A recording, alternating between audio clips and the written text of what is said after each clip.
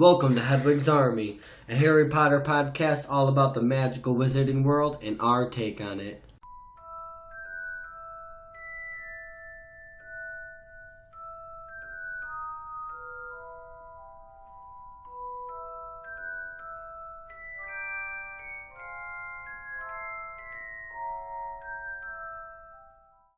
Hey everyone, welcome back to Hedwigs Army. I'm Josh. And I'm your co-host, Trevor. And this week we're going to be looking at Chapter 3, The Vanishing Glass. So, let's get ready because it's about to go down. Now, before we get started, we and Trevor want to go ahead and issue a spoiler alert. This is a Harry Potter reread. Me and Trevor know Harry Potter. We've read all the books. We've seen all the movies. This is not our first rodeo. Right, Trevor? Darn right. So, we are going to discuss foreshadowing, we're going to discuss theories, we're going to discuss anything that has to do with the Harry Potter series, with the extended books, with, the Fantastic Beasts, magical, or the Crimes of Grindelwald, the movies, anything like that has to do with the Harry Potter wizarding world. And maybe for future movies in the same vein as the Crimes of Grindelwald and Fantastic Right, yeah. Beasts. If they make a Marauders movie, or if they... Would love to see that, actually. Yeah. Would totally love to figure out how they made that map. Yes. And just their backstory in general. But, so there's going to be spoilers. Just be prepared. There are going to be major spoilers. And it can be right from the very beginning, or like with the Marauders map, like you just mentioned.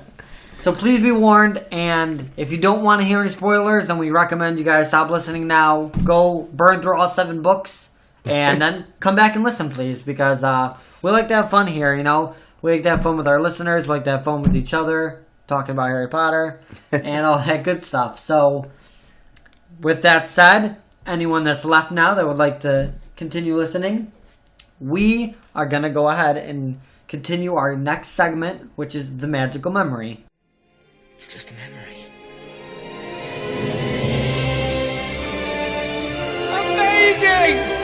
This is just like magic! We started last week with our first victim, if you will, with Heather and her, amazing Harry Potter story, and it relates to so many of us. This week, we have a very special guest. Well, guest in the terms of he sent me a recording, so you're going to hear his voice. This is my brother-in-law, Kyle, and like I said, he sent me the recording, so I'm going to go ahead and play that recording for you guys right now. So, when I was a kid, I played a lot of video games. We're talking every single day coming home from school, playing video games until I couldn't keep my eyes open anymore. Well, one day my mom got fed up with the amount of video games that I was playing. So for Christmas, she got me the first 3 Harry Potter novels. The first 3, the Harry Potter and the Sorcerers Stone, then there's the Chamber of Secrets and the Prisoner of Azkaban. Came in a little box set. Now this gift came with a caveat. She told me that I had to read a chapter of a book every single night, and then go report to her what the chapter was about. Now, this was before Google. She couldn't Google what the chapters are about. She wasn't reading the books herself. She kind of just took my word for it. I was sort of explaining the plot of Harry Potter chapter by chapter. But something else happened during this little experiment of hers to try to get me into reading. I became obsessed with these characters, with Harry and Hermione and Ron and Snape and Dumbledore, and then eventually Dobby, eventually Buckbeak, and Voldemort, that must not be named.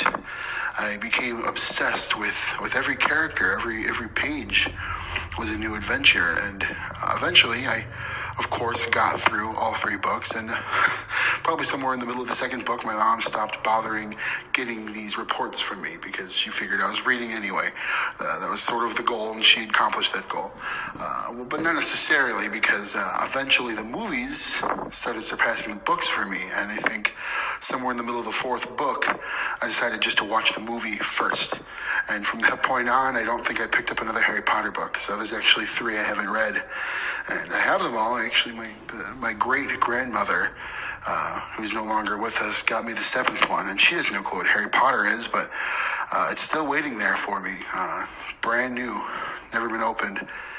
And eventually, I'm going to get through all 7 books, sort of complete the journey that I started as a child. Now, of course, I've seen all the movies, and the first chance I get, I'm going to see the new play, but something about the books, chapter by chapter, that's magical. And now that I'm an adult, just turned 25, I think it might be time to revisit that magic. All right, so thank you, Kyle, for your story. As you guys know, if you listen to my intro episode, I watched the first movie, and to get me into Harry Potter, but I can relate with the obsession because I fell in love with them during the movies, and I fell even more in love with each character during the book, and it became an obsession for me. I mean, obviously, I'm here doing this, so it's a little bit more than just, a fun Friday night discussion for me, so... But yeah, I mean, everybody, I would have loved to start off by reading the books, but it just shows you everybody comes into it differently. Everybody starts off with a different opinion.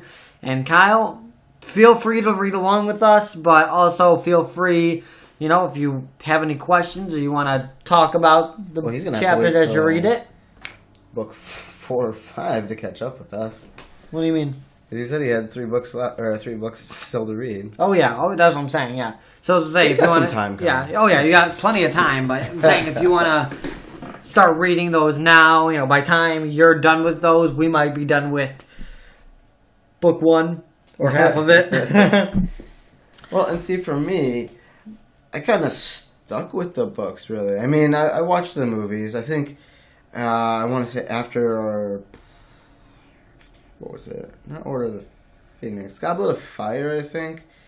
That's when I kind of fell off with the movies. Just because I noticed that, I'm kind of the person that likes to see what's going on in Harry's head. So I was like, there's just something about the movies that didn't capture... I mean, don't get me wrong. They're great movies. Yeah, but I just prefer the books, so I kind of, I'm kind of the reverse, where I have a couple movies to watch because I missed out on Half-Blood Prince and part 1 of the Deathly Hallows. So right, yeah, and see, I'm not, I wish I started reading the books just because then I would have known of Harry Potter even longer. But the thing that I don't regret about watching movies first is then from the very first chapter I was able to put a real face with every single character, up until caught up with the movies, but you know what I'm saying? I prefer to kind of let my imagination run wild. I mean, eventually you see the movies enough and you kind of just you think of Daniel Radcliffe and Emma Watson and Rupert Grint. You imagine their faces while you're reading it, Yeah, and that's how it was for me, and it was. I mean, it made the experience. It's like I was able to connect with them on 2 different levels: the movies and the books. Because even in the movies, for those who don't know, Daniel Radcliffe couldn't wear the contacts to make his eyes green, so he stopped wearing them. Oh yeah. So something that while we're talking here, I noticed is, I kind of, after watching the movies, I just didn't really care about the colors, and I kind of forgot. Which, eventually becomes very important, when we see, Snape's death. And when Snape talks about, Lily Potter and says, Lily well, she... Yeah. Oh. We all know he's talking about Lily Evans. Yeah. But talks about how... the green eyes and everything. Right. But if you watch the movies, sometimes you just won't catch that anymore. After a while, I just stopped paying attention to the eye. Right. And I mean, I know, since I was already reading the books by the time that became important, I didn't even think twice about it in the movies. I was just like, okay, he's got green eyes, great. I didn't even look at his eyes and be like, oh, those aren't green, until people started pointing that out. But yeah, it's just one of those things, I mean, one of those little fun facts, a little HPFF, you know what I mean? Harry Potter. Right, fun yeah, fact. yeah. Alright, so I think we're ready. Let's get rolling on this here summary. So, when we left off, what was it? Harry just got in trouble for using some magic at the zoo. Obviously, he didn't know he was using magic, but Dudley ended up going face to face with a snake. Now you see me? Now you don't. You don't. Adios. So Harry was in some trouble. So now we're gonna kind of start off right there. It kind of just picks up right away. So I'm gonna go ahead and start this off. The ruckus at the zoo earned Harry his longest punishment ever. By the time he was allowed out of the cupboard, summer holidays had started. Dudley had already broken his new video camera, he crashed his remote control airplane, and he knocked down Mrs. Fig while crossing the street on her crutches with his racing bike, his first time out on it. Well, I mean, for that whole, I don't want him to come with, I mean, if you're going to hit the babysitter who's babysitting him, doesn't make sense, doesn't it? Yeah, he's probably a little more careful. Sense. I know kids break things, but I mean... this is a person we're talking about? Yeah, I mean, come on. He broke almost all of his new toys already, almost killed somebody on edge. So when they say racing bike, I'm assuming it's like a dirt bike, like a mini bike type thing. And he's 11 years old, so like I don't know why you're gonna buy your 11-year-old a mini bike. Like, well, if that's really dangerous. If it's a real racing bike, maybe they just wanted him to. Yeah, or maybe it could be like a bicycle, and it could be like, I don't know, like a racing brand. I don't know. It could be that. That'd make a little more sense for an 11-year-old. I mean, he's also not the brightest, so I don't know how he would do operating a mini bike. But I didn't think about that. That's what I assumed. But it could be a bicycle, which would make a little more sense. Although it does say like he, knocked her. Oh yeah, because if he knocked her down. I mean, he's a big guy. He's got a big frame. So yeah. There is that. Surprised he can ride a bike. He's a little lopsided. Anyways, yeah, just a little bit. Just a little bit right now. Don't worry, it gets worse. So Dudley's gang visited the house every single day. His gang consisted of Piers, Dennis, Malcolm, Gordon, and the leader of the gang, of course, was Dudley, because he's the biggest and the stupidest of the group. And that is J.K. Rowling's word, not mine. You good? Oh, yeah. Sorry. Okay. That's J.K. Rowling's words, not mine. And, of course, what was their favorite sport? Harry hunting. Got a little alliteration going on there. So, I mean, that doesn't, Sorry about that, guys. So they're in a gang at 11. I mean, I know they're a group, but they call it a gang because, again, their favorite sport is hunting Harry and probably beating him to a pulp, Yeah, so there's your little summary of Dudley. He's big, fat, stupid, and mean. I mean... Yeah. That's the nicest way to say it, really. There's really no other nice way to say it. You got me there. And I'm pretty sure this is why Harry thought about, the end of summer holidays and going off to secondary school, where for the first time in his life, he doesn't have to deal with Dudley. Yep, At least not in school. Life. That Right, yeah, not in school, but any relief is relief because, as we know from the books and the movies, Harry doesn't go anywhere. I think it was in chapter 2 it says it doesn't go anywhere except school, the Dursleys, and Mrs. Fig. So, kind of boring. So he only gets to see Dudley, or he doesn't. The only time he doesn't see Dudley is when Dudley's out with his gang or sleeping. So, right, yeah. Dudley, of course, gets to go to Uncle Vern's old private school, Smeltings. Harry would go to Stonewall High. Great name for a school. Right. It's the local public school. Yeah, So, of course, Dudley goes to a private, Harry goes to a public. Yeah, which spend money on my kid. Yeah, I want to say, they're so worried about their image and the way they look to other people. So you're going to send your one kid to private school and your other kid to public school? Like, is that not one way for people to be like, oh, why are they going to different schools, Right. Oh, and how are you related?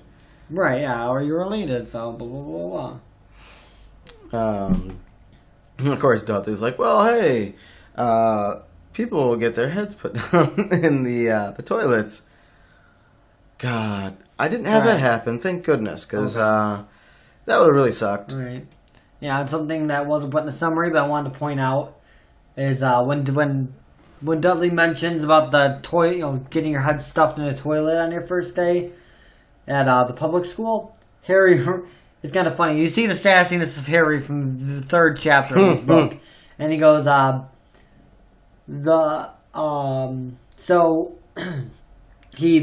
Dudley asks him if he wants to practice it by meaning Dudley shove his head in it.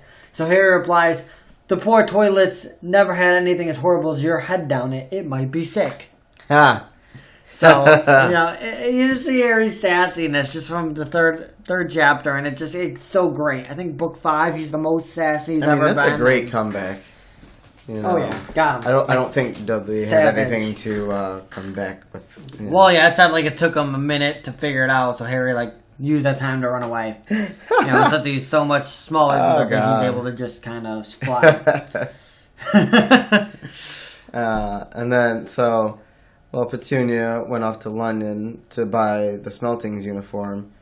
Of course, Harry's left with Mrs. Fig.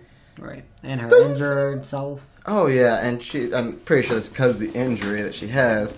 Doesn't really seem quite as fond of her cats, because that's what caused her to break her leg. Harry gets off easy. Doesn't have to deal with the cats. I mean, I would love to deal with those cats. Mr. Tibble's on the case. I'm a cat person, so I would love to do. Trevor here got 5 cats. Him and his fiance have 5 cats. So you can say he's a cat person. They're a handful, but I love them all. Right. I love them all. Yes. Yeah. So instead of doing that, Harry gets. I would like to interrupt. I'd like to take a moment to shout out to make a little shout out to my kitty, Chloe. Today is her birthday, and she's 2 years old. So happy birthday to Chloe. Wherever you are, you're not in here. So happy birthday, Chloe. All right, continue. So instead of doing the usual stuff, Harry just gets to sit around and watch TV and eat old tasting cake. Yep. So it tastes. I mean, I like the watching TV, but the tasting cake, I don't know about that. I mean, your kid got sick on my watch because I let him eat old, possibly moldy food. Hey, who are we talking about here? The Dursleys would probably give her a tip if she poisoned Harry with old cake. They'd give her extra money. They have to take him to the doctor. Yeah, but they just like to see him. They just like to see him in agony. So it doesn't matter. It's worth it. That's a good evening out. Oh, what'd you do last night? Yeah, we took Harry to the hospital because he had bad cake. It was a pretty good night. So later that evening, Dudley showing off his new uniform, which consisted of maroon tailcoats, orange knickerbockers, and a flat straw hat called a boater. So he looks like he belongs in a quartet, basically. I actually had to look up what knickerbockers were because I was like, all right, I don't know what this is, and I haven't really thought about looking it up before, but I was like, you know what? There's the internet. Yeah, let's look it up. We got Google. Yeah, it didn't have that back in the day. Hey Siri. No, yeah, Siri wants to answer. So he also had a stick that they would use. So the students would use the stick to hit each other when the teacher wasn't looking. I know that Sparta. Yeah, I know. Private schools have their little things like that, but at 11 years old, you would think, especially if you're going to a private school, you're paying a lot of money for it, you would put a stop to letting kids hit each other with a stick. It's when the teacher isn't looking, but if he's going out and buying with his uniform, something tells me that the teachers probably know about it and let it slide. Survival of the fittest. Yeah, but that's why Dudley grows up to be, he's already a bully, but you know what I mean. No wonder. He's got a big stick. Yeah. Maybe he's overcompensating. Okay. He's 11, but later on in life, I'm pretty sure he's just Right, yeah. Something. That stick is the only stick figure he's going to own in his life because his body is the opposite. Okay. So Dudley's parading around, showing off. I'm sure he looks like a balloon in a quartet. Vernon calls this the proudest moment of his life. Not the moment that your son was born. This is it. The proudest moment. Here it is. His son wearing... So everything before and everything after is just going to be... a school uniform. Appointment? Right? Like, hey, you're going to go to college one day, but remember, you went to Smelting. This is Europe we're talking about, specifically Britain. I believe it's called... University or uni. My back. And what am I? It's Dudley. He ain't going to college. He'll fail out of community into college. Come on. So he ain't going to college. So the next morning, when Harry went into the kitchen, he noticed a horrible smell coming from a large metal tub in the sink. And this tub contained what looked like dirty rags swimming in gray water. So, pretty disgusting. Smelled gross, looked gross. 2 guesses of what it could be. It's Harry's school uniform. Or brains. Or brains, but no, it's Harry's school uniform. And what are they? They're Dudley's old clothes being colored gray, dyed gray. So they're going to be big. And I think Harry says something about, he's going to look like terrible and bits of old elephant skin. The thug life. So the thug life, yeah. He's gonna look terrible, and I feel like they do this on purpose too. Like they have the money to buy it. I mean, no, I know they're not gonna buy him anything, but they have the money to buy it. They have more than enough. Yeah, they have more than enough money to buy it. But on top of not wanting some money on him, I almost feel like they also want him to wear big clothes so that nobody's friends with him because they don't want him to have friends because they want him to be miserable. So well, if he'd been born a little bit later, the 90s, he'd been accepted like crazy. Oh yeah. Been like, baggy clothes, yes. Right, yeah, right. And the new kid on the block. Okay, hey, new kid. Oh, God. All right. The next day, Vernon makes Harry get the mail, and Harry notices something a little bit strange. A letter for him. You mean to tell me, like, even if it's hate mail from Aunt Marge, he's not getting a single piece of mail? Right, nothing. I mean, I guess that makes sense because, like, right. I mean, Dudley didn't accidentally or didn't use his name when signing up. Well, I guess this is early, maybe before the internet. Because nowadays, I mean, even you use random names online and you end up getting mail somehow or some way with it on there. But like, I guess it makes sense because, like, I didn't really get like mail, and I think the mail that I got was just cards. But like nobody sent him like a birthday card, money. which we know they didn't. But it's just sad. Like nobody ever sent. He never got a letter. No one sent him a birthday card. No one sent him a "Hey, are you still alive?" card. You know what I mean? Nothing. You know what's interesting is like, if you've never gotten a card, how do you know what a card looks like? Well, you probably seen other people get them. Yeah. Well, okay. He just never had one addressed to him. The letter was definitely addressed to him. He even said it specifically. The cupboard under the stairs. Now, we were talking earlier before we started the podcast, and I asked Josh, I'm like, well, how do they know where he is? Right. Are there, like, secret magic cameras? Right, and, like, we know they're magic, but, like, pinpointing somebody to where they sleep. I mean, eventually, Fred and George, they, talk, they make those ears that can listen in. Yeah, extendable ears, but I don't think the cameras exist. Right, and, like, there's no magic people there. Like, they're not there personally. They're sending letters via owl. So, I mean, unless it's just, like, a magic quill. Because I know, for example, I don't remember if this is 100% legit, but I remember, so there's when somebody is born. Oh, yeah, you're talking about the quill. The quill and the book. Right. Of acceptance and the quill of whatever. So the quill tries to write on the book the name, and if it's a wizard, it's a legit wizard, and they've shown, magical qualities. Yes, they've shown enough magical quality within them to be accepted into Hogwarts, the book will let the name be written. If not, like for example, Neville didn't get his name written until he was much older. I think 8, yeah, when his uncle accidentally dropped him out of a window and he bounced instead of dying. And then then the book allowed his name to be written because they showed enough magical quality. But I think similar to that, when somebody is ready to be accepted into Hogwarts, there's a magic quill that automatically fills it out. And I don't think McGonagall fills out every single one because her signature's on it. Yeah. But so I think it just knows.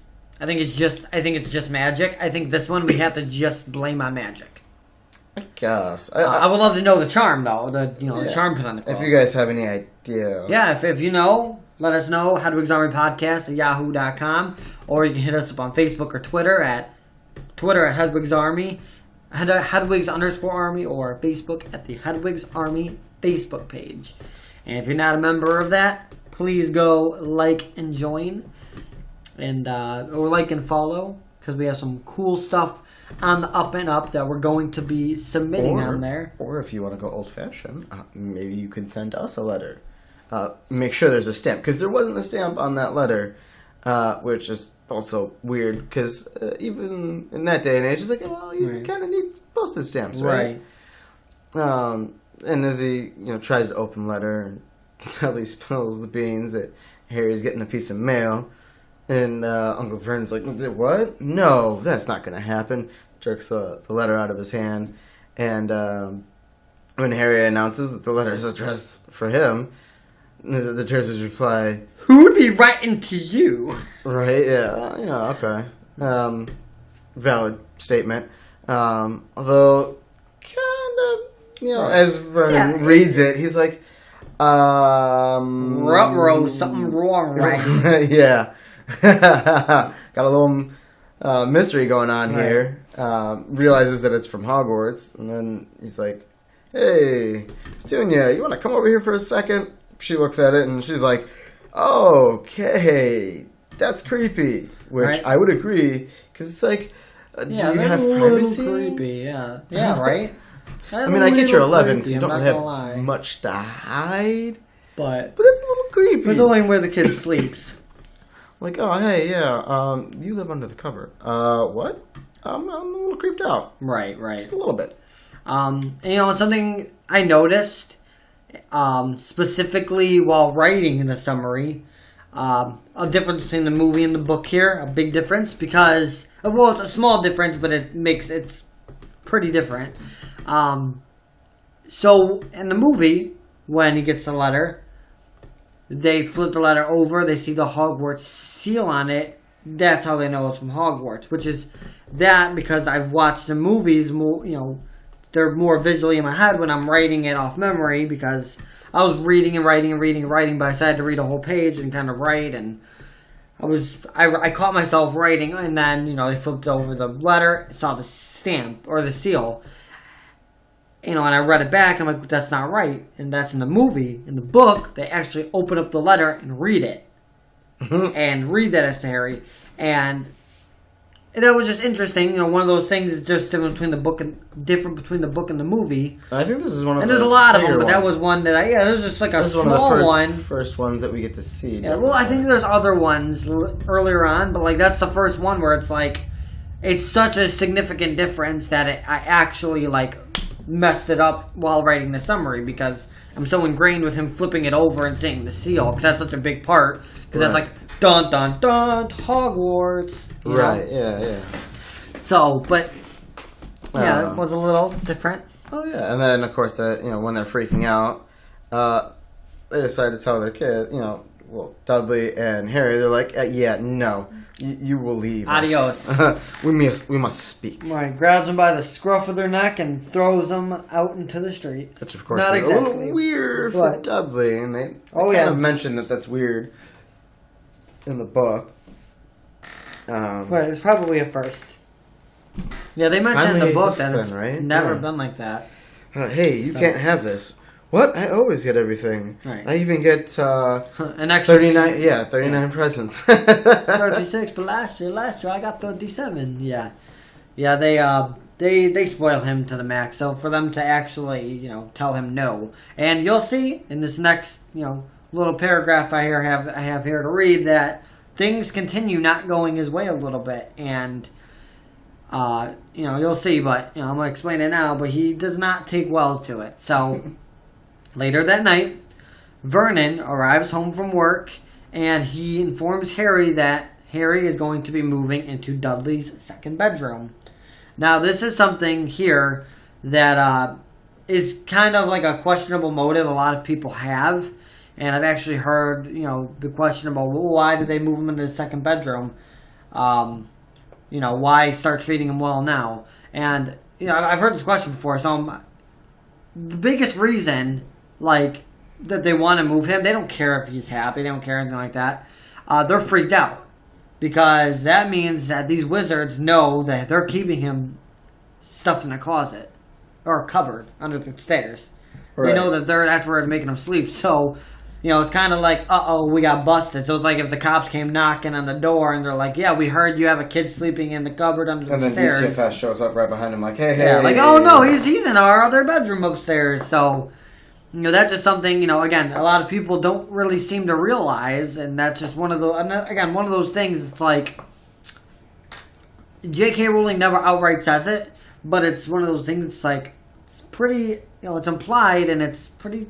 I like that's the things I like. It's where it doesn't say outright, and then they moved him to the second bedroom so that the wizards would not know that he lives in a cupboard. She just kind of like. This is that, bada bing, bada boom, take a look at what you got. And for them, I mean, this is kind of like a second test almost, or a first test to confirm, if they know that he's there, do they know if we switch him to another room? Yeah. Kind of they're trying to be wizards with their muggles. Right, right. Wait. You can't fool wizards. Believe that. Where is the boy? Is he in the cupboard? Where is the boy? Or did we give him up? Yeah, it's gone, whatever. Right. But, yeah, that's magic. Again, no other way to explain it, unless y'all know the other way. But, anyway, so we learned that while Harry's been living in a cupboard, again, in the very beginning, you can argue, okay, fine. Maybe the house is kind of small. They had they moved into this house and they had a child, and they obviously only, expected to have one. And then they got another one. Maybe they didn't have another room. Maybe they didn't have the space to keep them.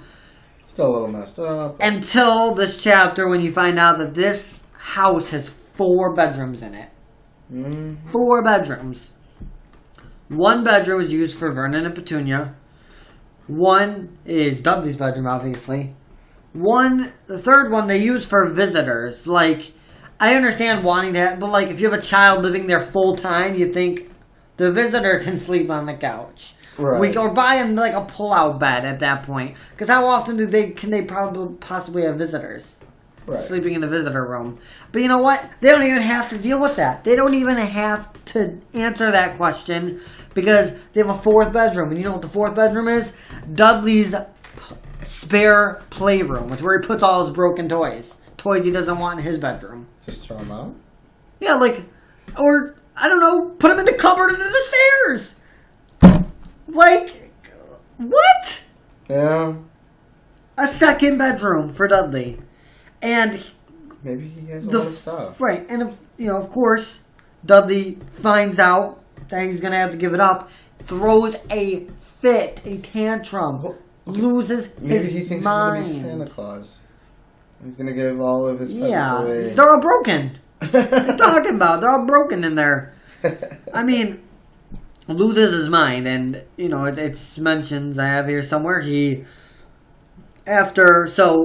Dudley Harry took over the spare bedroom, and Dudley was in shock about it. And the next morning, he was still in shock, and that he still did not get his way because Dudley always gets his way. Always. So he's in shock. Didn't get my way. So what does he do? Doesn't take the high road. Okay, you know what? That makes sense. It's logical. Nope. He screams. He whacks his father with his smelting stick. He was sick on purpose. And I'm pretty sure that means gagging, vomiting on purpose. Which is a little mustache. kicked his mother, and the worst, throws his tortoise through the greenhouse roof. He threw a tortoise through a roof. I mean, I want to kind of know how big This the tortoise kid is turning into a psychopath. This is how serial killers get started. Yeah. Because he had to give up his spare room that he doesn't even use. Oh my gosh. What's crazy is later that day, the mail arrives, and Vernon's like, "Oh, you know what, Harry, I'm not gonna let you get this mail. Dudley, go get the mail for me." You know, Right. Dudley's like, "Nah, I really don't want to do this." Takes his smelting stick and just, Right. just drags it across the floor. Right, bangs it. And, you know, poor Dudley. I really feel for this kid, man. 24 whole hours where he's just been miserable. He hasn't gotten his way. Things have been going different than the way he wants them for 24 full hours at this point. I feel for the kid, you know. Pouring out for Dudley. And he returns, and he gets back pretty quickly. Tells him, "Hey, there's another letter for Harry." Well, that's weird. And of course, this time, that's not addressed to the cupboard under the stairs. It's addressed the smallest bedroom. That's weird. All right, okay, Right. now this is getting a little creepy. Yelling through. Vernon's like, "Yeah, no." So he tackles Dudley so he can get the letter from him and Harry. Gets in the mix, resulting, everybody getting a little bit of that smelting stick. Right, everybody got smelted if you Double-edged club. Yeah. Just beat And, them all around. Then, of course, Vernon's probably upset about this because he's getting hit with stuff. So he sends the boys to their rooms, and the way he says it is he tells Harry to go into the room, and then he's like, "Just go." Right, he's like, "Harry, go to the bedroom." And Dudley, just go. Doesn't he's like, you know exactly where I want you to be. Because he can't get the words, "Dudley, go to your room," because then he would upset his son. Right. What a shame. And then, of course, Harry's like, "Oh, you know what? I want to wake up early." So he sets his clock for 6 a.m. Dear God, I don't even like waking up at 5 a.m. It's like, I can't imagine an having... 11-year-old boy on summer vacay. Right, yeah. Just so he can get the mail from the postman at the corner of Privet Drive. Right, so he wants to sneak out the front door and meet the postman down the road. It's a little weird. But hey. But he wants his letter. The things you do for your mail, right? He wants his letter. Just can't wait. As he crosses the dark hall, walks onto something big and squishy. It's Vernon, lying by the door, waiting for the mail. Right. This man didn't sleep in his own bed. He was like, "Nah, Petunia, you get to have the whole bed. I'm going to sleep in front of the front door." Right, wait for them. Like, I mean, what if you had like an emergency and someone just walks in and, "Oh no, I get hit by the door," right? or if Harry tries to sneak out and steps on your face. You know? And of course, I would react the same way Vernon does. Shouts at Harry, sends him to, not the make tea part, but he makes him, make tea. I would pretty much have the same reaction though, as shouting, like, "Oh, hey, you're stepping on me. That hurts. Could you not? Like, could you get off my face maybe for like, a minute?" Yep. And then by the time he gets back, 3 of his letters were sitting in Vernon's lap. 3 letters. Yep. He just went from 1 to now we're getting into the stalker realm. And talking about timing, I mean, Harry says alarm for 6 a.m. and that postman, it couldn't have been that long. That postman already delivered that mail, so he got his timing down there. Too bad Vernon was there to ruin I his will plan. say kudos to Vernon for kind of being the smart, strategic guy that he is. His son obviously didn't get that. Right. But you know, he assumed that he was going to try this, and he's like, you know what? I got you. Oh yeah, he saw it coming. I gotta give him that one. You know, he was 2 steps ahead of Harry on that one. So, in typical Vernon dramatic fashion, misses work on the same day so they can board up the mailbox. Maybe you should have done that to begin with. She's gonna miss work to do it now. I actually have a question for you. Like, how long do you guys think it would? I mean, mail size, like, it can't be bigger than. Yeah, they're pretty consistent, obviously. Like so a book, maybe a thin book, not a Harry Potter book, but you know, maybe half the size of some of these books. 2 boards, right, and you miss work. Like, the mail already came that day, so you're gonna miss work to board it up. You're not gonna do it after work. Like, you were so worked up. You do you. You know what? Actually, never mind. Maybe he had to go to the store, and the store was far away or something. I don't think that that's the case, but you know, had to stop at whatever. You know what I hear? Menards. Excuses. That's all it is. I'm trying to make like something. Yeah, but there is nothing. Skip a day? There's a whole day of work. The mail already came. It's not gonna come again. And if it does, like, at that point, I don't think the mail slot's gonna stop late it. For work? Because I mean, you woke up at 6. You weren't even awake at 6 o'clock. I mean, you probably have a 9 to 5. But still, just the whole day. He works in a warehouse, so I assume he. Well, he works in like a factory. The Grunnings. Same thing. Drills. It's a warehouse. Yeah, you hear drills all day, so it's probably something similar. So when Petunia tells him she doesn't think it'll work, he says, "Oh, these people's minds work in a strange ways, Petunia. They're not like you and me." That's weird coming from Time you. out. How do you know? I mean, obviously, like, you know, he thinks, okay, well, you know, humans and muggles, you know, humans are superior, blah, blah, blah, these are strange people. But how do you know how their minds work enough to know, like, oh, yeah, they're just, if the mail slot doesn't work, they'll give up? You don't know anything about them. If you're saying that they're not like us, right, but then you're just assuming that that's how it is, don't you think that if they're not like you, they'd be thinking faster than you, or... Right. And, I mean, you have a wizard in your home. You know how they think. Same as y'all. I mean, the only you difference can't... is they can shoot lightning from their fingers. Oh, right. What? Probably could. Probably. I mean, I don't know. Maybe I've never seen that. Maybe I'm getting Star Wars mixed in here. But yeah, it'd be kind of cool. I'm thinking it'd be friggin' amazing. Like, instead of the killing curse, Voldemort's just like, and like, you know, lightning comes from his fingertips. Alright guys, thanks for tuning in to Hedwigs Army. You know, we apologize. We understand if you cut it here. So, no, I'm kidding. But, yeah, that just shows the Vernon's small-mindedness. I mean, you live with a wizard. You know that they think the same. Come on, they're humans still. You know that they think...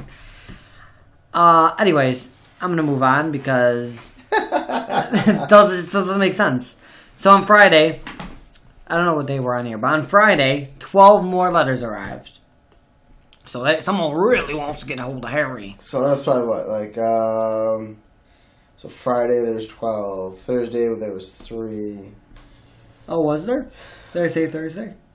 No, but assuming that, like, it's the next day kind of Right, thing. I got you. Like, Thursday, he had 3. They're progressing quickly. They won't get holding him. Yeah, this is like some exponential. Right, well, yeah, of course, they'd have, you know, the 4 or whatever for the next day, plus they have 2 weekend days coming up. They're going to miss time, so they want to make sure. So, realistically, they started sending mail, like, Tuesday. Maybe. And they're like, oh, hey, here's one. I don't know. I don't think... anyways, they were punished. They were pushed under the door, slotted through the sides of the door, and forced through a small window in the downstairs bathroom. Guess what? I don't know about you, but if I'm not the postman, that seems a little excessive. Well, they're owls.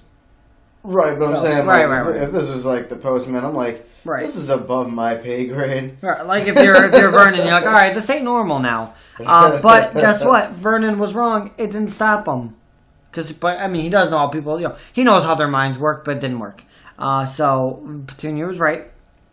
And, you know, also, Petunia grew up with the witch. Like, grew up with the witch. How are you not going to listen to her when she tells you something about the magic world? She knows about it. You only know about it because of her.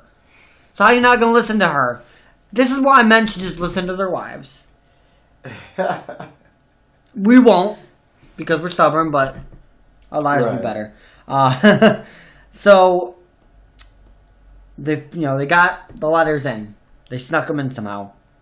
So Vernon stayed home from work again on Friday now, and if we're talking back to back, that's 2 days in a row he stayed home from work over this. Well, that check's gonna hurt. I wonder how I got. Yeah, someone's trying to deliver my, what do you call it? My nephew who lives with us, mail. So I'm gonna have to miss work so that I can take care of this because, he's not getting this. Well, you could be saying like, "Oh, I'm getting stuff from telemarketers." Yeah, or or he's probably just calling and I'm sick. But I'm just saying, if everyone had to tell the truth, put some Vera Sarah on him, and let's see how well that goes over. Like you're gonna look even crazier. So they kind of suck if it actually existed, though. Vera Sarah. Yeah. That'd be amazing. Well, I'm saying, like, if you're trying to call in for work and, like, they just, like, magically show up behind you and they're like, hey, right. You don't look sick. You want to test this out real quick? And you're like, no. And they're like, well, you don't have a choice. You don't have a choice or you're fired. And I'd be like, is that against the law? And they'd be like, or, like, probably. the next day when you show up. And then we'd just all go down Yellow Brick Road. Right, or when you finally show up, they're like, hey, so, I need to talk to you for a second. Right. That'd be terrifying. Like, right, hey, what secrets am I gonna divulge? Just take some tea. Take just a little sip of tea. What were you doing right. on the night of the 12th? On the day of the 12th. Boarding up my mail slot. And why were you doing that? So them there wizards couldn't send these letters to my wizard nephew. And how much pot have you been smoking? Sir, are you high? Right. Well, I mean... None. Alright, the Vera serum's wearing off. Give him another dose. So anyways, let's move on. So he stays home from work and he decides he's going to burn these letters. So now we're progressing. He ripped up the first couple. It's like spiders. Now he's burning them. You know when you see those memes when people are like, "Oh, there's a spider." Oh, nope. Whole bunch of nope. Let's... Nope. House on fire. Whoa, sun all lasting. So just take care of the whole thing. There is no more cupboard. You're right. No more cupboard under the stairs. Can't address it there no more. So on Saturday, Petunia, gets her gets her eggs from the mail or the milkman. I think she said delivers them. So she gets her eggs and opens them up, and what's inside of each egg? Each one of 24 eggs, a letter inside the eggs. Now that's cool, but it makes me curious. How did they get them in the eggs? Also, how did she know? So there's got to be magic. So now we're talking about magic because owls can't make the yolks disappear and put letters in them. Now we're looking at real magic. This isn't just owls being persistent anymore. And I mean, at this point, it's like, okay, fine, let's send them. It only progresses from here. Once you find letters in your eggs, you're only going to go up from here. Stalker level 24 eggs. Yep, right. So she shreds these letters in a food processor, and when Sunday came, Vernon is in a great mood, happy as a clam. And why is that? There's no mail on Sundays. No post on Sunday. Not one letter today. No, not one single bloody letter. Sorry. Anyways, so Vernon's in a good mood. No mail on Sunday. But, you guessed it. Here come the letters. We're talking, 30, 40 of them. Pelted out of the fireplace like bullets. What and that'd hurt. That'd hurt. Also, if they the come at you like fireplace is bullets? on, now you just burn the house. Like, hey, thanks, Alice, for doing my work for me. Could you just, Kevin, come through there from now on? Thanks. We won't board up that one. So, like a bullet. That's gotta be painful. So Harry tries to get a letter, of course. And Vernon, being the big, beefy man he is, grabs them, tosses them out of the room like ragdoll. And Vernon then decides, oh, they're coming like crazy. So Vernon loses his marbles, and he tells the entire family, Lego, pack your stuff, and we leaving in 5 minutes. To be honest, I'd kind of agree with him. Like, oh, okay, this is a little creepy. Yeah, that's... I'll probably get up. These don't have any postage stamps, right? So these are coming from right, God like, knows where. Just right? let them go at that point. You don't even like the kid, so adios. I think you might have a poltergeist that's sending you letters. All right. Just send Peeves over there. Oh god. That did send him away real quick. Right, so they got 5 minutes, right? And so the Dursleys in here, they take off. Dudley is over here, sniffling because Vernon had hit him around the head for holding him up while trying to pack his TV. VCR, God, VCR. That's dating themselves. Right. Some people listening to this podcast might not even know what a VCR is. Right. At a computer in a sports bag. Right. Now, how big is this sports bag? Right, and we're not talking about a little, Mac laptop or a little, Google. These are like pretty much almost room size. We're talking about a '90s computer. Those things, the towers are monsters, and you need a big, bulky, monitor. You got the keyboard. To move one of these is a task in its own, let alone in a sports bag with a VCR. Hey, maybe he's going to And so he thinks VCR, but doesn't mention any videos. So that's typical Dudley fashion. I won't be surprised if he did bring any videos. And what you plug all this in at? You think you're going to go stay at the 5-star Holiday Inn? Oh, it does say TV. He did back to TV. Yeah, still. My back. Vernon's driving erratically, making, left and right turns and driving in the opposite direction. I think he's trying to escape somebody who's following him. Like you see in those movies. Like, hey, we're being followed. We're spies. So let's shake him off. Doesn't stop for food, drinks. It's kind of weird. I mean, if it was just him, cool. But they're not chasing him down. Did they not trying to murder him? They're sending him letters. I mean, Petunia, so just the day before, had to throw away the eggs because there was the letters in them. So, did you not eat breakfast? Because that kind of sucks. So now you haven't had food for 12 hours in the day. Dudley's over here losing it because he can't watch his, watch TV or play on his computer. Kids nowadays, they have the TV and the computer right in the back of the seat. It's built in for them. So this wouldn't apply for kids nowadays.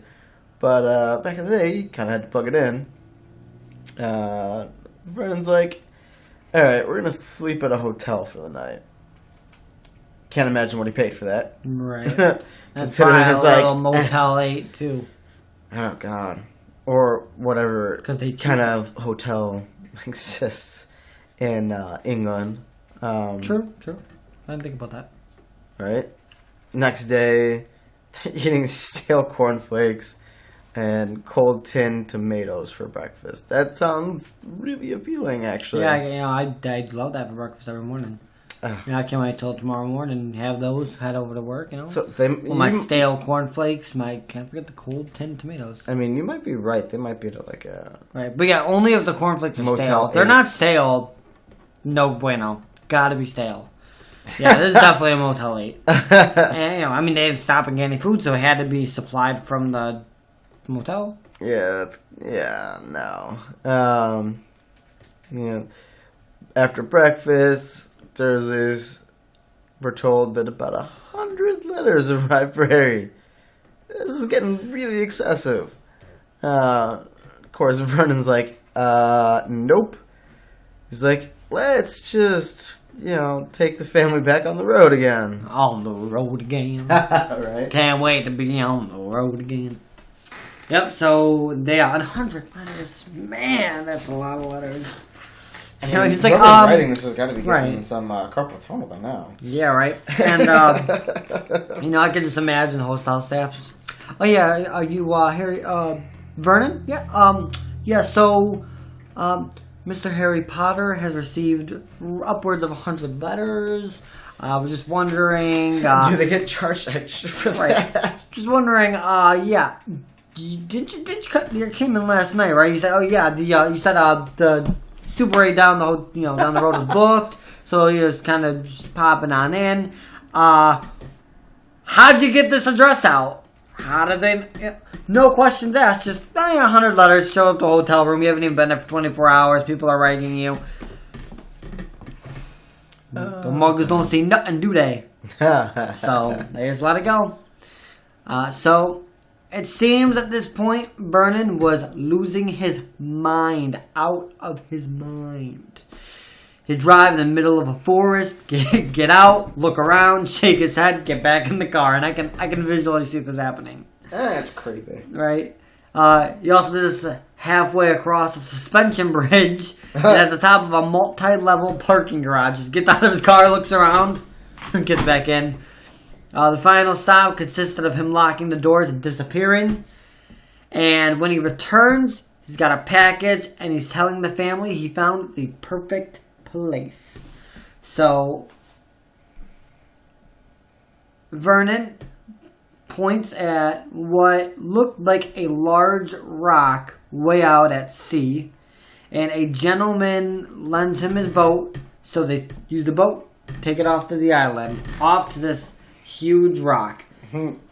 This scene seems oddly familiar, just with Harry and Dumbledore, and it's a cave that doesn't have lights. Oh, true. Seems about that. not even sailing across a little lake can And, save you from and in each movie, it's like a storm will brew in each time. Oh, yeah. The waves all over the place. So, yeah, I wanted to point out, I made a note that Vernon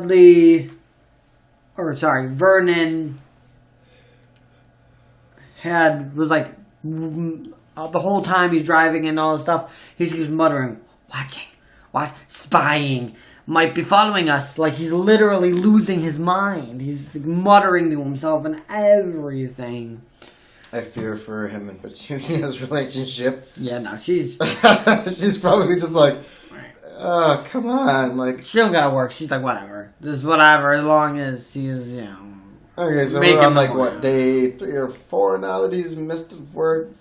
I feel like for most people, after you miss like 4 days of work, your work's just like, yeah, you know what, just don't show up. Yeah, he's acting like he's, just don't show he's up. acting like he's being chased by a killer in an action movie, and all they're trying to do is send him a letter. Send a letter to Harry. They're not trying to murder anybody. They're just trying to get Harry to read this letter. This is so dramatic. Like, they don't care about anything he does until they get a letter. So, when they get to the island, so they're like, all right, we're gonna sail all the way across. They come to a broken down house. Again, this seems really weird. Vernon's brought rations. Turned out to be a bag of chips. So this is more like a snack than a meal. So some chips. And 4 bananas. That's not going to last very long. yeah, no, especially with Dudley. That's like a afternoon snack for him. Right? Yeah. Tries to create fire. Fails miserably. Miserably. Vernon, you're not going to make it in He the was not apocalypse. a Boy Scout. Yeah, you're not going to make it No. in the apocalypse. He was the one that, he was standing there with he's the one that they told to bring the marshmallows. He didn't, like, all right, we need y'all to bring sticks and learn how to. Oh, we also need someone to bring marshmallows. Hey, Vernon, can't you trust yourself not to eat them like last time on the way over? No, well, we'll give you another shot. Oh, it's empty again. Oh, okay. I don't know why I get like a southern accent when I'm talking to Vernon, but yeah, It fits. if the shoe fits. At the broken house, Vernon seems to be in a good mood because he's like, hey, I'm randomly just drove out here to the middle of nowhere. Literally the middle of the sea. And says, yeah, there's not going to be mail that gets to us. Harry, you're not gonna get mail. Yeah. Good thing those owls can't fly. As night falls, storm picks up. Harry's like, you know what? Screw it. I'm gonna go to sleep on the floor, which probably isn't all that bad for him, considering he lived lives in a 90% cupboard. of his life up until now in a cupboard. So I mean, He had a bed, kind of, but yeah. Might This as is well no been surprise. something. He probably walked in and he was like, the floor doesn't look terrible. He knows he's not going to get anywhere. he's like, oh, spiders, yay, my friends. Right? The Toyota dog. Right, yeah.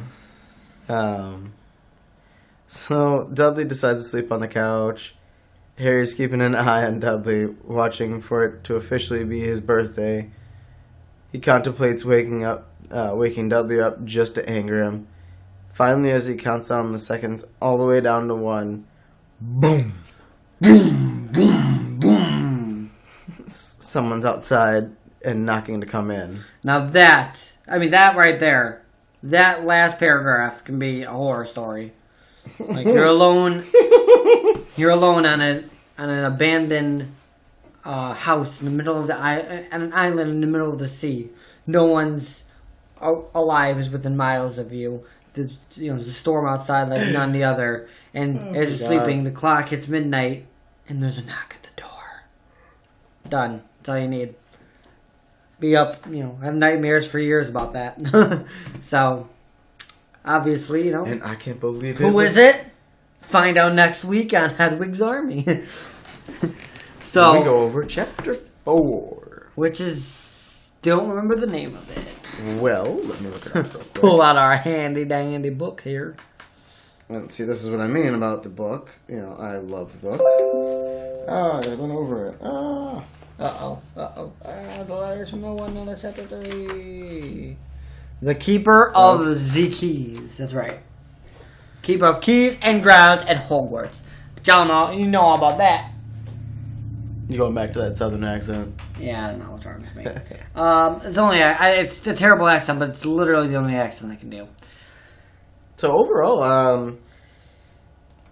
I think it's an interesting chapter. Good chat, yeah. Has some good foreshadowing for later on. Oh, yeah. And it just gives you a roundabout idea of exactly what to expect moving forward from the Dursleys. You know what would have worked better if they did? Howlers? Anybody? Yeah, Howler. Just send a Howler. Right, I thought about that. Just send a Howler. What Like, about- he didn't get his first 10, Instead of sending like 100 letters. Just send a Howler. Yeah. He had no problem doing it in book 5 to Petunia, so... Well, and... book 5, right? Book 5? I believe so, yeah. Book 5. 5 or 6. Actually, I no, like 5. Harry Potter, I swear. Well, when Neville gets that howler from his grandmother. About forgetting stuff. Right. What about it? Could have just done that. Yeah, with no, Harry. yeah. That's what I'm saying. They were like, just... get yourself Right. to Hogwarts! Yeah. Just, hey, we're just on Howler. Hey, Dursleys, Petunia, Vernon, knock it off. Come over there and smack heads together, you knuckleheads, Like, that was my Jersey accent. Okay. I apologize for everyone I insulted because I have a terrible accent. Oh, gosh. Are you ready? Yeah, we're going to do next part of our podcast. We are on to the hot seat. It's getting hot in here. We gonna answer some questions. I didn't write out questions this week. My back. But we did get questions from... we do. We have 2 questions. 2 questions, people. Hey, I'll Send take your questions. Podcast, That was a little better. Hey, thanks. So we have 2 questions from our friend Katie. She sent us some things and stuff. Some ask these things and these stuffs. Am I answering them again? Yeah, we both are. We're gonna start with the easier one. Do you have specific days you were doing the podcast? Actually, yes and no. So we do it a week ahead. So we're right now we're recording episode 3. I just posted episode 2. Posted it, started recording So instantly. our usual schedule is like we record on Saturday or Sunday. Oh yeah, And Sunday is usually the day that we were like, hey, right. let's get this to our listeners. Because Right, we know yeah. that you I want to usually hear. like to record on from us. Saturday. I usually like us to record on Saturday in case we gotta, do any big time editing before the weekend's over. Not editing, sorry, re-recording before the weekend's over. So that way, the way I run it, the way I do this on my end, I like to record on Saturday. Make sure everything's good to go. If not, we can re-record a little bit on Sunday, and then I'll listen to our recording throughout the week and just, while at work so that I can make any improvements I need, do all the editing during the week so that by the following weekend we're good to go. And I usually listen to it on my way to and from work and just when I'm in the car. Right, yeah. So we like to listen to it, obviously, beforehand. Because I don't really like the radio anymore. Since listening to our podcast, It's all the saying... same thing. Yeah, I love listening to our beautiful voices. Wait, does that make me conceited? Yes. Screw it. Worse things in life. So, to answer your question, we like to record on Saturday. We like to publish on Sunday. And The other question is... the other question? What are our top 5 favorite characters and why? Josh, you want to start out? Sure. My favorite character, I said this already once, Hermione. And it's pretty obvious why. I mean, she's smart. It's because Emma She's... that helps. But no, Hermione as a character, she's smart, she's witty, she's just a genuine friend. She will make you mad at her to save your life. She doesn't care. She will do whatever she has to do. I always go back to this. But in book 5, when he gets the firebolt and she thinks it might be serious, which it is, just not you don't have the whole story from that. Right, you don't get the whole story from that, but it is. But she risked her friendship and told McGonagall on them to protect Harry. And she knew that it would be risking their friendship and that he'd be mad, but she did that anyway because that's what a true friend does. Great friend. So that's why she's my number one. And she's so smart and, she's very logical. She's very level-headed. She's just an overall heroine. She decides she wants to punch Malfoy. Oh. When he decides to take it a little bit too far. And she slaps him in the face. Oh, I love it. She's like, hey, you know what? I'm done taking your crap. Right. Yep. And then she, obviously, in the book, she becomes prettier when she does her hair and gets her teeth fixed by magic, finally. So she's my number one. My number 2, I'm going to go over original here. I got to give it to Harry Potter. It's Harry freaking Potter. Do I have to say anything else? It's Harry Potter. It's the whole book's about him. He's awesome. He's fun. He's excluding book 5. He's fun to read about and and learn from. And he really since he grows up a Muggle, you really get a first hand experience at all of the magic through him because you're learning it with him. Right, and he's not like Hermione, who gets to read that and figure out stuff. Right. Oh, Hermione too. You're right, but you're in Harry's mind all the time. Right. Series. And Harry kind of just is like, I'm learning this for the first time. Right. Yeah. Have no idea what's going on. Right, and he is not a bookworm. Doesn't read ahead. He's a procrastinator. Which is like me. That's basically us. The reader. Most of the readers. We're like, hey, we have no idea what's going on. Right. That's what I'm saying. So he's because from Ron's perspective, he's probably like, well, there's this that happens, and with no explanations because this is Ron we're talking about. Ron already knows everything that would, for the most part, magical. Yeah. He knows about. Oh yeah, he's grew up in a magic family. Right. Pure blood. Well, yeah. They're pure blood, but they're blood traders. Blood traders. Thank you. I couldn't think of the word. But number 3, I gotta do it. I'm very sorry. Gotta go with Voldemort. Why? Because he's horrible, but he's very interesting. His background is very interesting, and he's got a lot of flaws. He's way too conceited, but he's such a smart, and he's very ambitious, and he's very much a Slytherin. But he's very interesting. He has a very interesting background. I mean, he creates spells. He does things. He goes to extents that nobody's ever gone. He creates 7 Horcruxes. I mean, he's a horrible guy. Don't get me wrong, but he's very interesting. I mean, Ollivander says it best. You know, did great things. Terrible, yes, but great. So that's so that. Yeah, terrible things, but great things. Very interesting character. Number 4, we'll go with Dumbledore. He would have been higher up, but after you get to finally see the real him, you know, I'm not one of those people, I hate Dumbledore now, but it does knock him down a couple notches. Because goes from being almighty and a wise old wizard, I'm not saying he's not smart, but goes from being a wise old wizard and doing everything because he's a good guy, to being part of the greater good, and you see the bad sides of him. And everybody has bad sides. Nobody's perfect, but, you know, it just... McGonagall. You see... What do you mean? McGonagall's not perfect. You don't get to see a dark side of her. You don't? No. No, not dark, but... I don't know. We're gonna... Well, don't worry. I have plans for that in the future when we make our Minerva McGonagall bonus episode. I'm excited about that because she's a very interesting character. And She's I have very powerful. I have a lot of questions that I would like to answer myself on. so I'm gonna go with Dumbledore number 4. So who's your final person? Number 5. This is a tough one.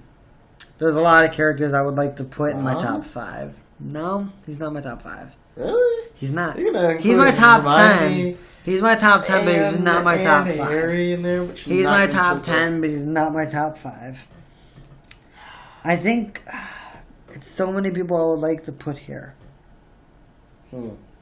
But I'm going to go with Dobby. Really? I mean, don't get me wrong. I don't hate on Dobby. I love Dobby. And like book Dobby. if you've watched, I want to say this now. If you've watched the movies, you will never appreciate a lot of people's love for Dobby.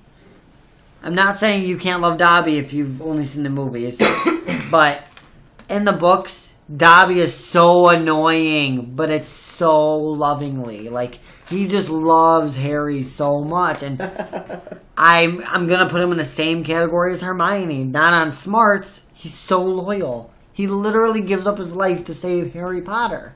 He should have been in Gryffindor. He would have been a Gryffindor, 100%. But so I gotta put Dobby at number 5 just because he's just the most loyal and selfless person. You know? Okay. Or species. Okay. So, that's my top 5. Trevor? You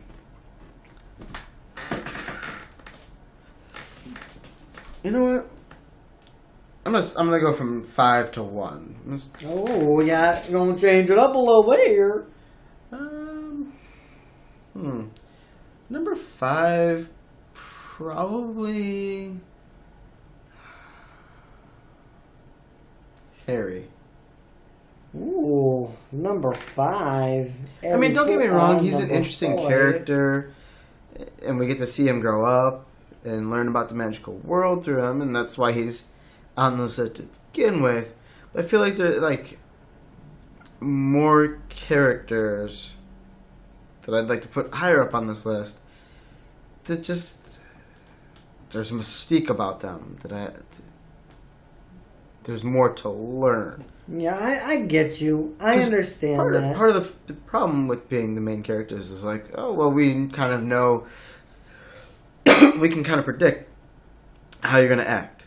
Because we're in your brain. We're in your mind. That makes sense. We're more or less reading your mind. So, I mean, and I'm the kind of person that likes things where I'm not expecting to see what I get. Okay, alright. You like surprises. Yeah. I see what you're coming from. Number 4. Number 4.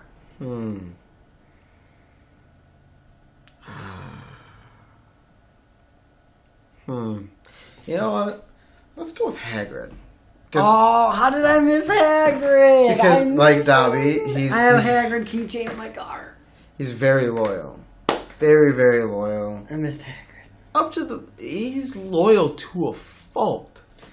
Yeah. Oh, He gets my himself gosh. thrown in Azkaban. Azkaban, the place that, like, nobody wants to touch with a 10-foot pole. He's like, I'm gonna go there because I support Dumbledore. Like, what? That's extreme loyalty. And also, the fact that, you have Dumbledore saying, I would trust this man with my life. I would love... Hopefully we get some, backstory to that in The Crimes of Grindelwald. Really hoping for that. Oh, I hope so. I can't wait. Number 3. How did I forget Hagrid? Oh. Right, yeah. He would have been my number 2. I'm taking Harry out of my top 5, putting Hagrid in there. Freaking Hagrid, man. I love Hagrid. Number 3. I almost cried when I got Harry the book of the pictures with his parents. Probably, yeah. That was so sweet. I mean, that's why he's on this list, man. I done messed up. Hagrid, I love you. Okay. Number 3.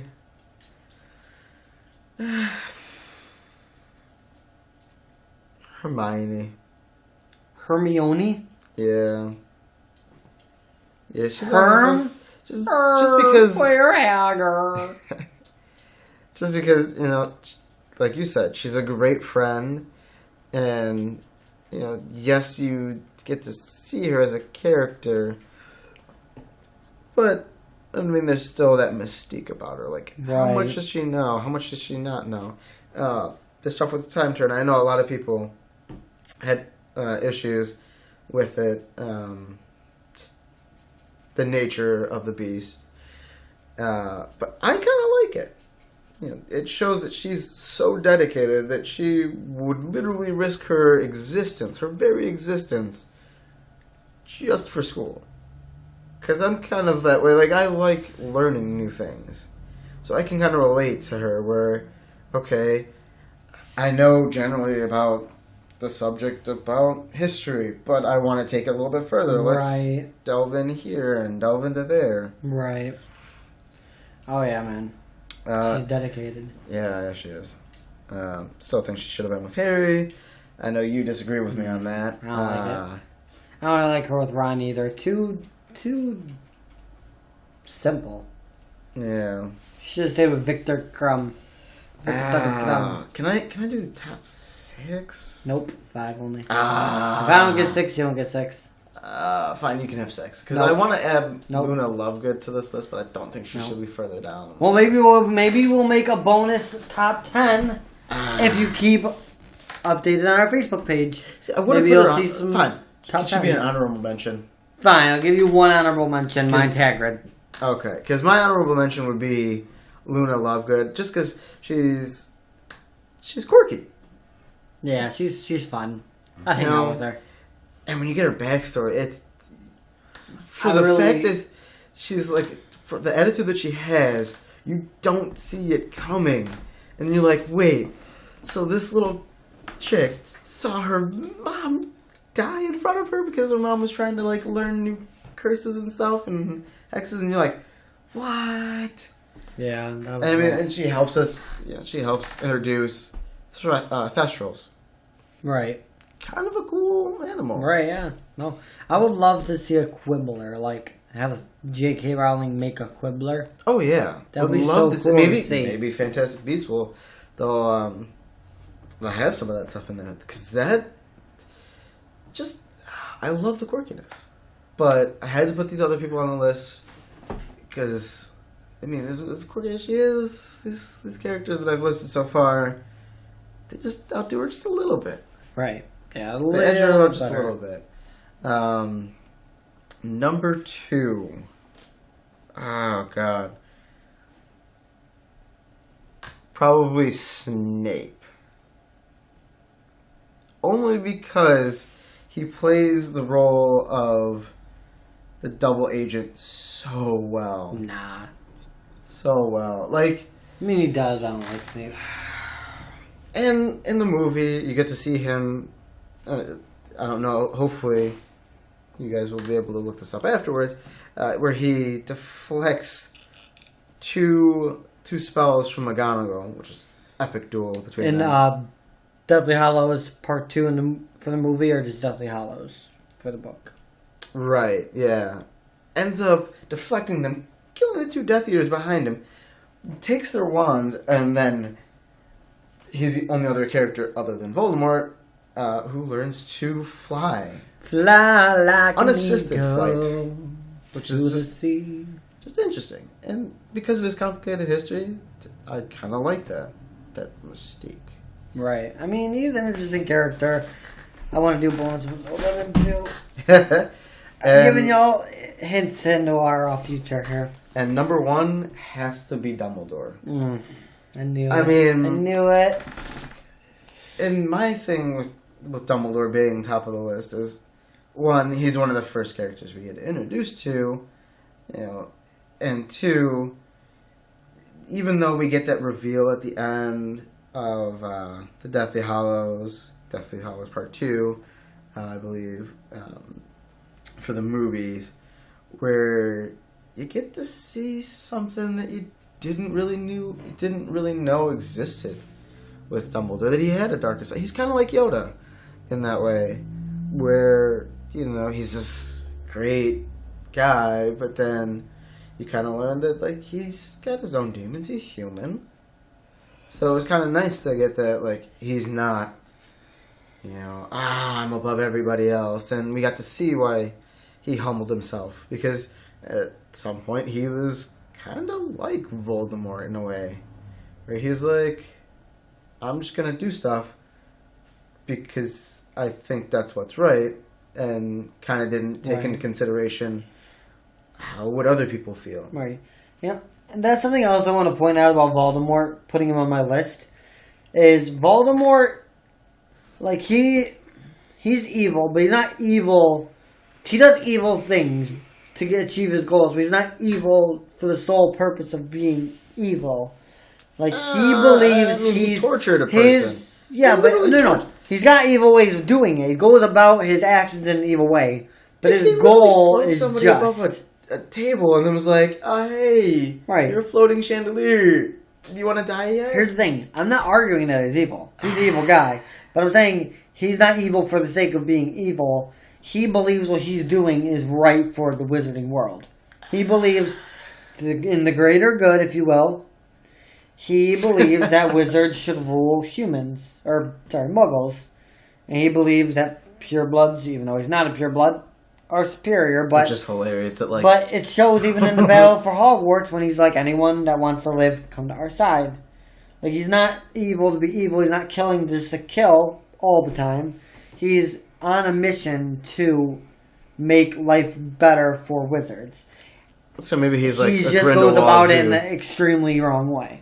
So he's like the next version Right. of Grindelwald, I guess. Right? He's like Grindelwald, If Super Grindelwald Saiyan did- Grindelwald. Yeah, if Grindelwald just took off the gloves and was like, screw Right. the Statue of Secrecy, I don't really care about it. I'll kill muggles, I'll kill wizards, doesn't matter who. If you're in my way, I kill you. I kill you. Ahmed. Anyways, Oh, so God. But yeah, no, that's why I had to put Dumbledore up there, just because Right. he has that other side, and hopefully we get to see a little bit more character development for him in the Crimes of Grindelwald. yeah. Oh, I know we will, and I'm excited. To get to see that darker side. Of him. Yeah, to see his human side. To see his. He's not just a wise old wizard, and Who's with the infallible. to see that he is a human and he isn't perfect, and you'll get to see that. And I'm excited. I can't wait for Crimes of Grindelwald. I'm stoked. So, We'll probably go see that in theaters. oh yeah, definitely go see that in theaters. I can't So wait. that might be something that you'll see on our YouTube channel. YouTube, yeah, maybe we'll make a little vlog. You make vloggers. I don't know. Oh, wow. Yeah, we'll You'll have to stay tuned to see. You'll have to keep checking our we'll Facebook page. record it, Keep because I don't checking know if our we'll be able YouTube. to take video of it. Well, I won't take video of the thing. Just us at the theater and our tickets and I don't know whatever people vlog about. Oh yeah, like maybe like as we're going in, what our thoughts are. And Yeah. And, So stay tuned because when that comes out, yes, keep an eye on our YouTube channel and our Facebook page. We have massive updates coming. We have so many cool things coming. Let me give you a little sneak peek here. Me and Trevor are putting the final details on our logo.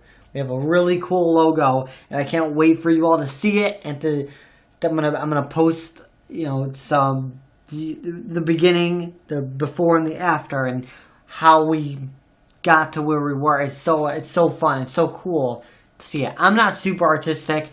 Trevor is a really good drawer, and but I'm good with computers and things like that. So put our brains together, and it's really cool what we can do together. So stay tuned for that. And there might soon-ish. Oh, don't drop the bomb yet. Are you gonna say what I think you're gonna say?